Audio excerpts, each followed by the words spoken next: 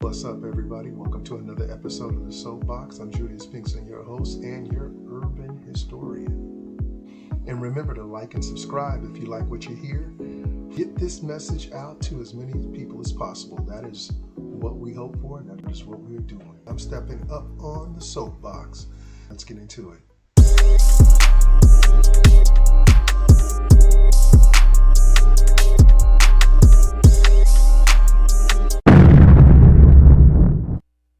What if I told you the first international drug war wasn't fought to stop drugs? It was fought to keep drugs flowing.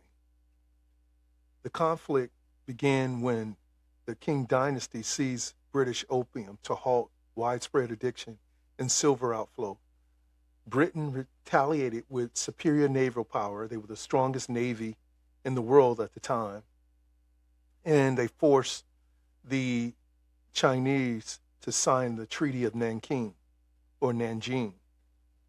This unequal treaty ceded Hong Kong for 100 years and opened 5 other ports to trade and establish massive indemnity. Now, because of that, the Chinese government has a saying, a quote, that they quote to the people. And that is, remember the 100 years of humiliation. You see, what happened during that time, Great Britain was growing opium in India and then shipping the opium to China. 1 in 3 Chinese men was addicted to opium at the time. And China fought back by retaliating against the ships that were coming in. And Great Britain, again being the strongest navy in the world and the strongest superpower at that time, was able to put down the Chinese uprising. And that was the first Opium War. They had a second Opium War. But I want to concentrate on that first Opium War. The first Opium War was fought 1839 up until 1842. Its completion. 7 years later, fast forward 7 years later, was 1849. And that was the gold rush. Gold was found at Sutter's Mill in Sacramento, California. And all over the world, immigrants came from all over the world. Chinese, you name it, English, Hungarian, you name it, they were coming to make their fortune.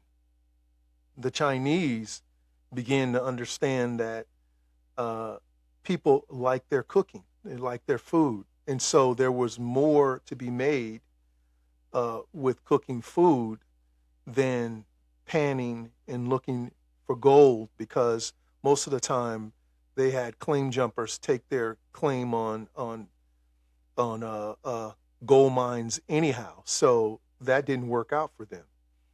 But because of the opium being shipped into China, 1 in 3 Chinese men were addicted. That was the reason why the Qing dynasty began to fight back. And as a result, many Chinese, mostly men, came to find their fortune on the West Coast.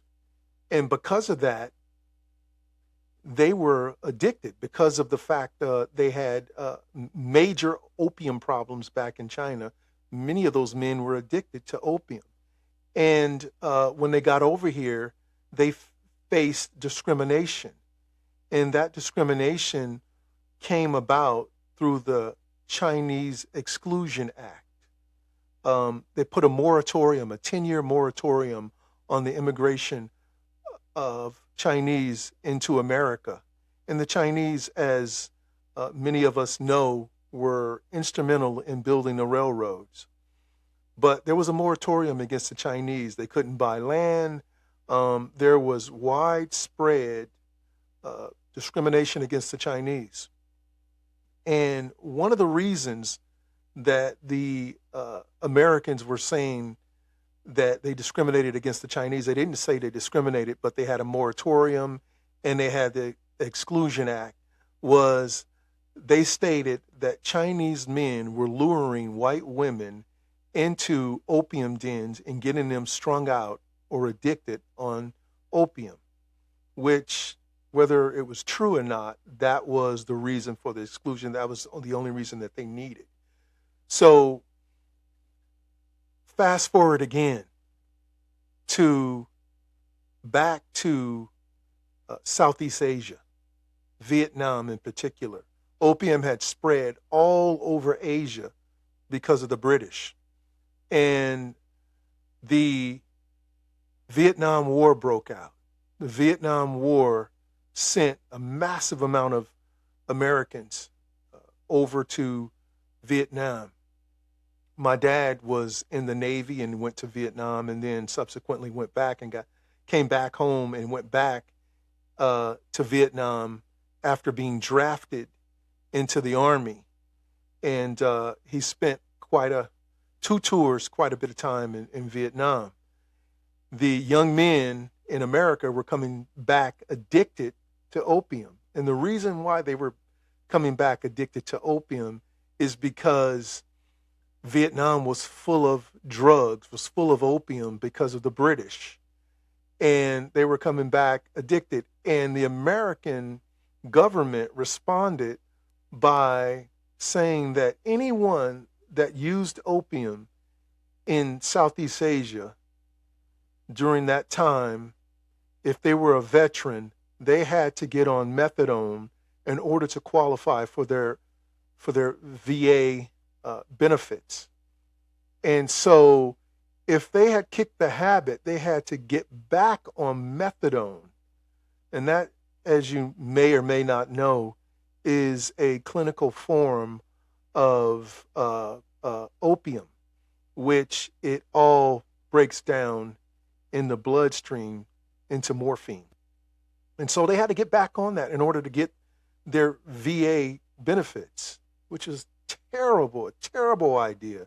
So in essence, a lot of young men had kicked the habit and ended up on methadone, which drove them back to heroin, coming back from Southeast Asia addicted to heroin or addicted to opium. And it was a shame, but little does anyone know the reason why there were so many people addicted to heroin during that time was because of the British. The British brought in opium to the Chinese and addicted the Chinese, which spread opium across Southeast Asia. And it caused a massive, massive addiction problem in Asia. And now Great Britain or the United Kingdom has an opium problem. They have a heroin problem. Is that just a heroin problem by coincidence, or is it chickens coming home to roost? I don't know. But they also fought a second opium war, just to show you how adamant they were about pushing on dope into China. And that war ended with the Convention of Peking, which legalized opium trade and granted freedom of religion and opened ports to foreign powers. And so if you ever wonder why China is the way China is now, just think back to what China refers to as the 100 Years of Humiliation. With that, I'm Judius Pinkston, and I'm stepping down off my soapbox. If you like what you hear and you want to be a guest on the show, to step up on your soapbox, please like and subscribe and reach out. And when it's your turn, step up. Stepping down off my soapbox. I'll catch you on the next one. Peace.